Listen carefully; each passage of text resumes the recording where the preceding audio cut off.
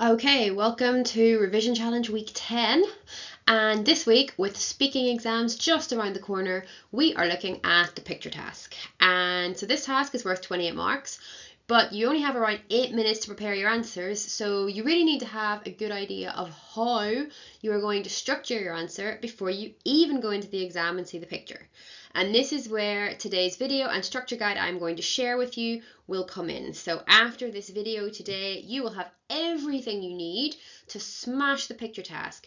And you may even also have enough confidence to not rely on only what you've written during your prep time when answering the questions during the actual exam. So, big promises, but I promise it will be worth your while to stick with this video. Let's get started. Okay, so the overview for today. As always, we're going to start with key topic vocab before moving on specifically to how to approach the actual task. And I have chosen the environment for this video because it's a topic that students usually tend to feel less confident with and have had less practice on. So we're going to kill two birds with one stone. Also key vocabulary for any other exam, but listening, reading, writing, but we're focusing on the picture task today. So here are our keywords. As always, pause the video, see how many you know, and then come back for the answers. Okay, so let's run through these. Ventajas, desventajas are advantages and disadvantages. Carbón, coal, kind of a cognate. Agua potable is drinking water. Sequía, drought. Tierra, earth. Selva tropical, rainforest.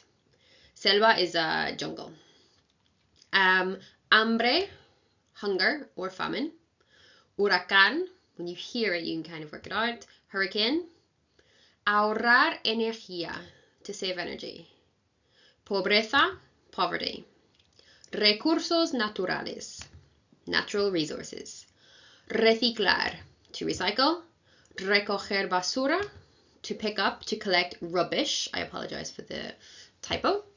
Proteger, to protect. El medio ambiente, the environment. It's an important one. El reciclaje, recycling. Una falta de, a lack of. Morir, to die. Vivir, to live. Mundo, the world. Okay, you'll see there some of those don't seem to be directly linked to the environment, more sort of global warming, that problems, but they tend to be sort of put together under the same umbrella of environment. We're going to focus more on thinking about protecting the environment, saving the environment today, than looking at problems like drought, hurricanes, etc. But those are also really important words for you to know. So this is the picture that we are going to be working with today. You've got the higher on the left hand side, the foundation on the right. And we're gonna, for this video, we're gonna mix and match the bullet points that we're going to answer across the two pictures, and we'll do 5 in total, but we're gonna focus on the bullet points that are most specific. So that means obviously we're going to do the description, but then the second one we'll do higher, montar en bicicleta por la ciudad. The third one, we're going to do foundation, la última vez que usaste el transporte público. The fourth one, we're going back to higher, conservar energía en el futuro. And the fifth one, because on higher this one doesn't exist, it's an unexpected question for you, we're going to do ir al colegio a pie. Okay, just because we're focusing in on the most specific ones, because the more specific the question, the slightly more difficult it is to answer.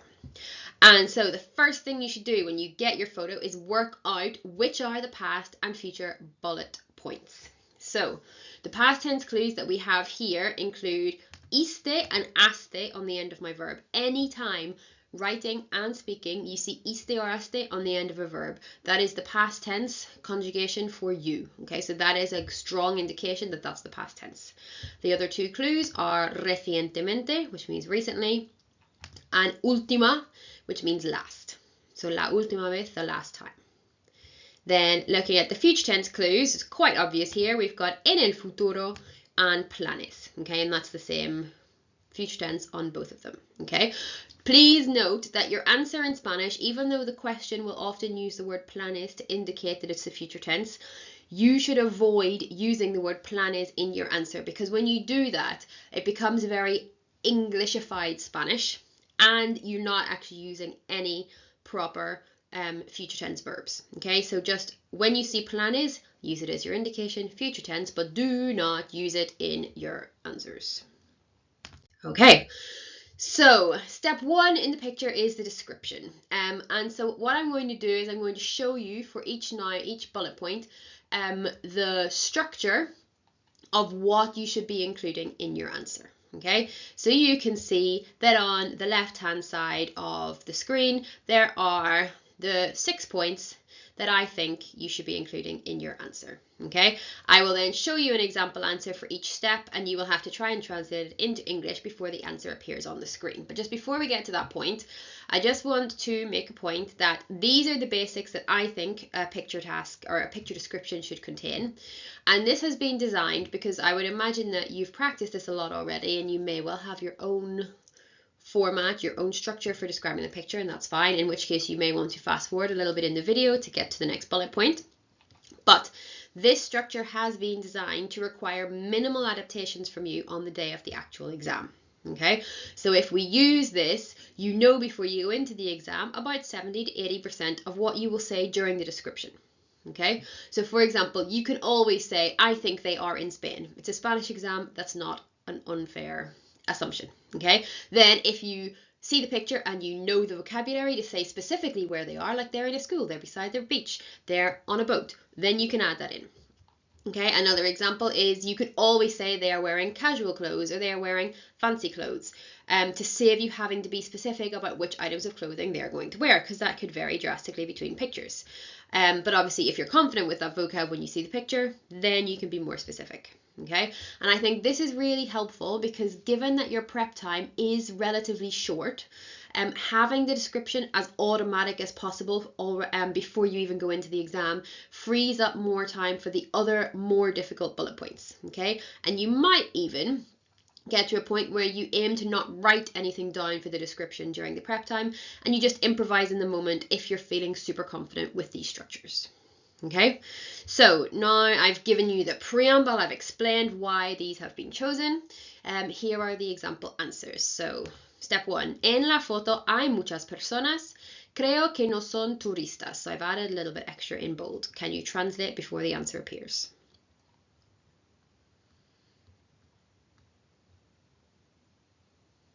Okay, so we've got, in the photo there are lots of people, I think they are not tourists. Okay, I'm just trying to add a little bit of extra information. You don't have to do that, that's optional, but if you feel confident to do things like that, then obviously the more you can say the better. Next one, creo que están en España y están en una calle en una ciudad. 10 seconds.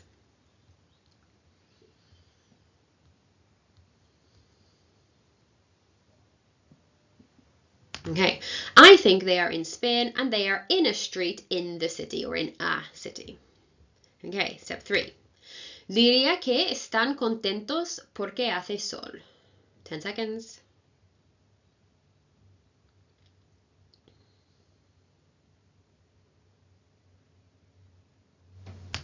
I would say that they are happy because it's sunny. Okay, often I teach my students to say they are happy because they're smiling, or I think they are smiling because they are happy, whichever way around you like. But in this picture it was very hard to see their faces, so we've gone for a different reason, but trying to give a reason why you think they're happy is always helpful. Next one, las personas llevan ropa de calle. 5 seconds.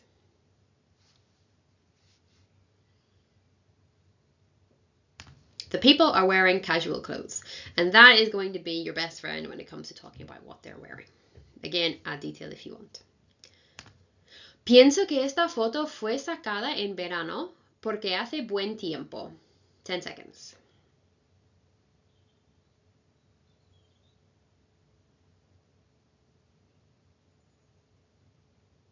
Okay, I think this photo was taken in summer because the weather is good. I wouldn't usually mention the weather twice, but I'm trying to keep it simple for myself. That's a good justification, so we'll go with that. And finally, this is a tricky one that I recommend only doing if you are confident with this part of the grammar. Las personas están montando en bici.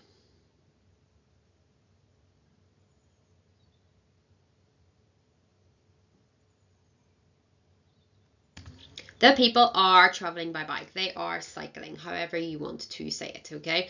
And the está for one person or están, they are, plus the present participle, which ends in ando, yendo. As I said, only use it if you're confident. Otherwise, just go with steps 1 to 5. Okay, so description done. Let's move on to step 2, which is opinions. And if you've seen my previous videos on writing in the past tense, then this will look very familiar. And that is the joy of consistency, is that the more you do it, the more it sticks, the more you remember, the more confident you are. So before we start, just a quick tip that it could happen that you don't understand the word in the question that you are being asked to give an opinion on, okay? And that is fine. You can still give a good opinion just by using the words as they're written on the card in the question and inserting them into this structure, okay? So obviously we want you to understand as much as possible, but one of the pros of using a structure like this is that not understanding a word does not stop us from giving a good answer, okay? And it's just a good exam technique to think, okay, there's an obstacle in my way. How am I going to get around it that isn't really going to impact my marks? Okay. Also, we would look at this and we should all recognize bicicleta, bicycle, ciudad, city. So just with those 2 words, we should be able to put together that this question is asking us on our opinion about bikes in the city. Montar en bicicleta means cycling, so we should have enough of an idea from those 2 words, but the question is asking for our opinion on cycling in the city, okay? And in this case, I've been given an infinitive. I know it's an infinitive because it ends in AR. Use it as it's given to you in the question. So step 1, a mi juicio, montar en bicicleta por la ciudad es muy divertido. 10 seconds.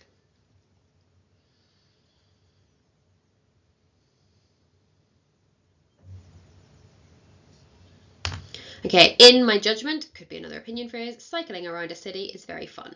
Step 2, contrasting opinion.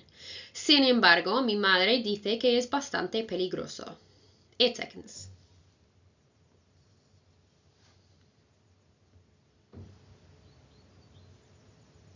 However, my mum says that it's quite dangerous. Bastante is a nice one to use instead of always saying muy. Peligroso is a great adjective to add to your repertoire. Step 3, I'm going to give a comparison. Diría que montar en bicicleta es más rápido que ir a pie.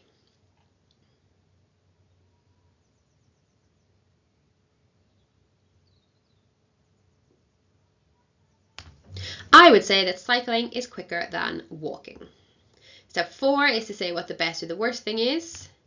Lo mejor es que es bueno para el medio ambiente.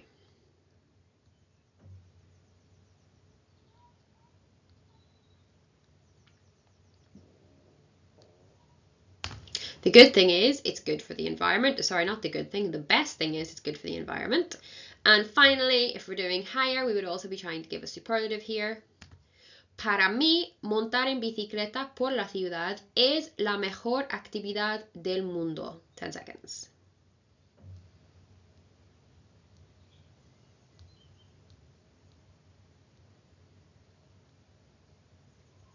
Okay, for me, cycling is the most fun activity in the world, cycling around a city.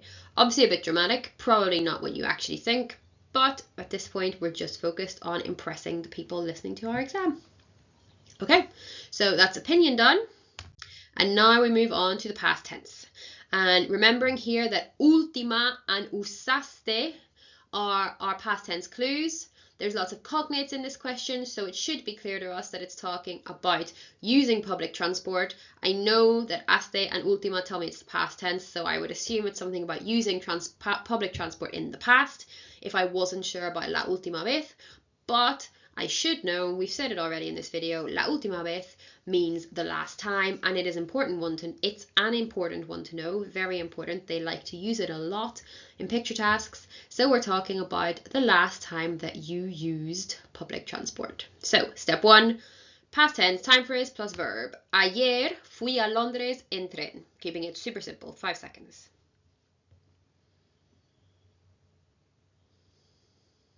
Yesterday, I went to London by train. Okay, step 2, my opinion. No me gustó porque fue muy despacio y el tren era ruidoso. 10 seconds.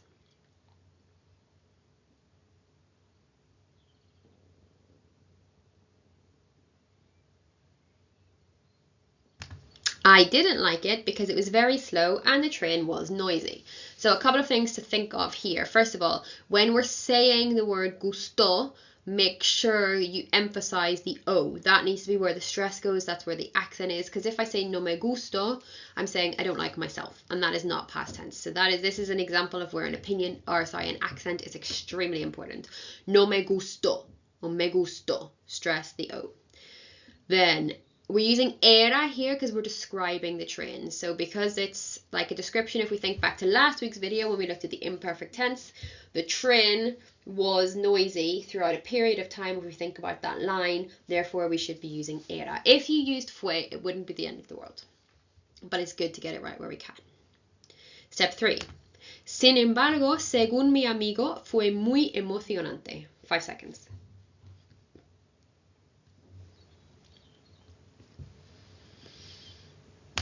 However, according to my friend, it was very exciting. And finally, last step, what was the best or the worst thing? Lo peor fue que fue demasiado caro. 8 seconds.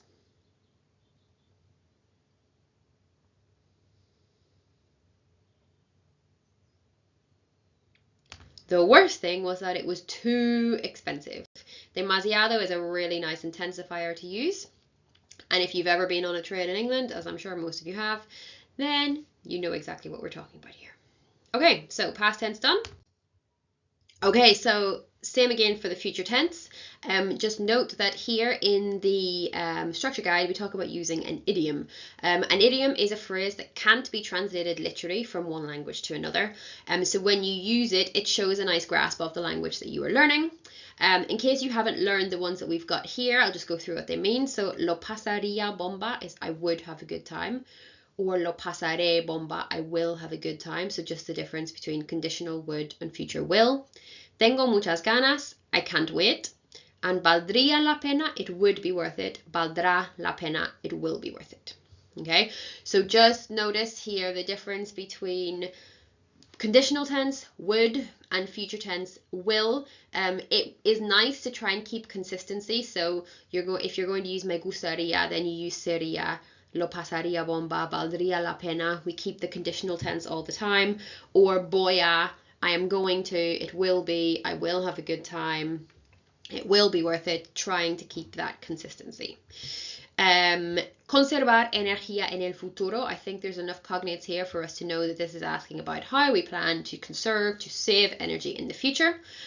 So for this one, I think it makes more sense to use the future tense rather than the conditional tense verb. So we're going to go for voy a, será, lo pasaré, valdrá, etc. So, example 1. En el futuro voy a usar menos electricidad en casa. 7 seconds.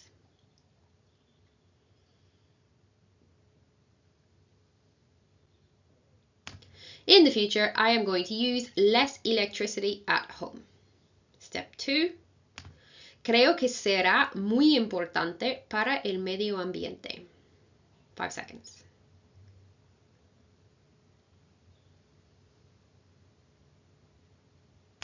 Okay, I think it will be very important for the environment.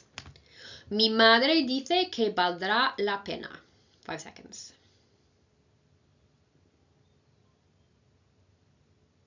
My mum says that it will be worth it. And finally, siempre he soñado con proteger el medio ambiente. 10 seconds.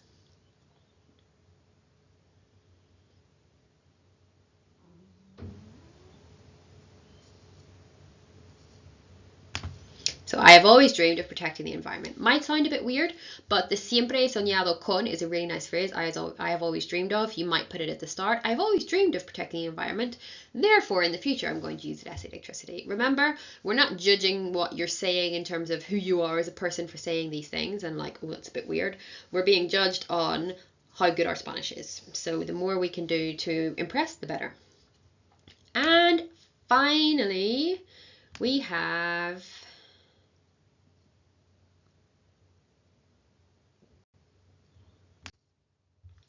And finally, step 5. So anyone taking higher will not know what this question is before your teacher asks you in the exam. But if you have this structure grid learned for giving opinions, it will really help take off the pressure or take the pressure off the fact that this is an unexpected question.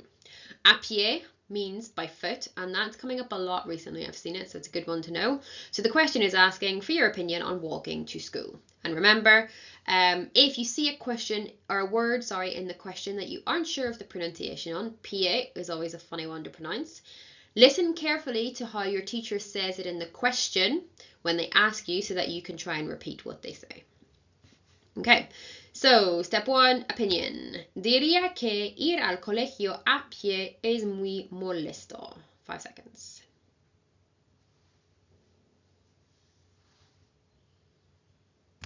I would say that walking to school is very annoying. Contrasting opinion. Sin embargo, mi madre dice que es muy saludable. 5 seconds.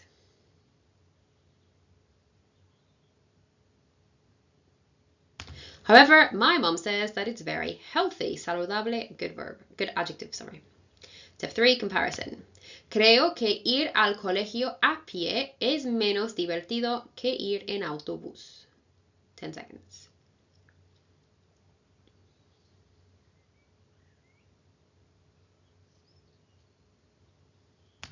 I think that walking to school is less fun than going by bus. Step 4, best or worst thing. Lo peor es que en Inglaterra siempre hace mal tiempo.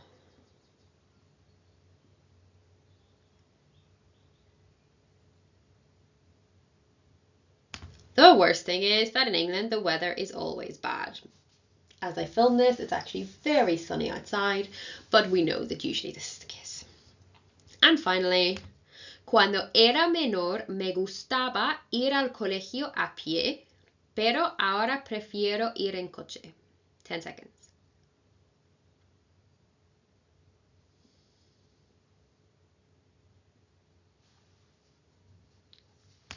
When I was younger, I used to like walking to school, but now I prefer going by car. And this is the gustaba.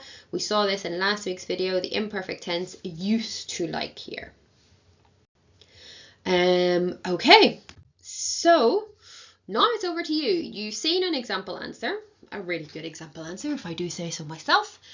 And so now, if you feel like doing it right now, you might want to pause it, or you might want to come back to this at a different point, but I recommend pausing the video, set yourself a timer for 8 minutes total, or go bullet point by bullet point, so do 5 sets of 1 minute 40 on your timer, and see how much of the structure grid you can include in your preparation for each bullet point. Okay, come back after you finished for some final tips at the end of the video. So if you're going to pause now.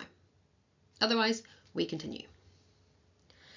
And so this is just a comprehensive list categorized by grades of some higher level phrases that you can use to help ensure you're hitting all the language marks, okay? So especially if you're doing the higher tier, the language requirements are pretty demanding. And if you look at these, you'll see that actually quite a lot of these are already included in some form in the structure guide that we've just gone through in the video. But if you've just done the self-time practice, or when you do the self-time practice, you could then go back through your answer and see, right, where now could I add a couple more of these in? If you're aiming for a grade 4 to 5, just checking, have you included all of those phrases? If you're aiming for an 8 to 9, are there a couple more you could add in to just really impress the examiner, whoever is listening to your answers, okay? Let me know in the comments if you would like me to send you a copy of these higher level phrases combined with the structure guide together. And now just for some final tips, follow the structure guide, okay? You can save yourself so much time, you can gain yourself marks in the picture task part of your speaking exam, and that is such an easy, it's an exam you control. You should be doing everything you can to get as many marks as possible in this, okay? You got to practice with the structure guide, do timed practices, find previous pictures online. You can find all the like 2023 and before speaking cards are easily available on the Edexcel website. So find some pictures, go through them, practice one with the structure guide, then do one without, so that you're training your brain to learn what the structure guide looks like. Stick to the timings. When you're practicing, you could potentially allow yourself a bit more time because you need, like, eventually you will get quicker. So you might need more time at the start and then try and reduce by 30 seconds. You might start with 4 minutes and reduce by 30 seconds each time. But when you're in the exam, it's important that you stick to timings and that you know, okay, right, I've got 2 minutes for this, 2 minutes for this, etc. Okay. Aim to improvise for the description of the picture to save time writing during the prep time if you can. Obviously, if you don't feel confident, it's much better to actually write it down. But when you're revising, that could be one of your aims to get to the point where you do feel confident enough to do that. And finally, more practical, just make sure you number your answer to each bullet point. You don't want to be in a position where you're reading answers 1, 2, and 3 all together before you or your teacher realize that you were supposed to stop so they could ask you question 2, question 3, etc. If you number bullet point 1, 2, 3, 4, 5, you know where to stop and wait for the next question. Okay, and that's it for today. Next week, we will look at a picture task on global events, which is another topic that students tend to be less confident on. But until then, you've got the Quizlet link in the description of the video.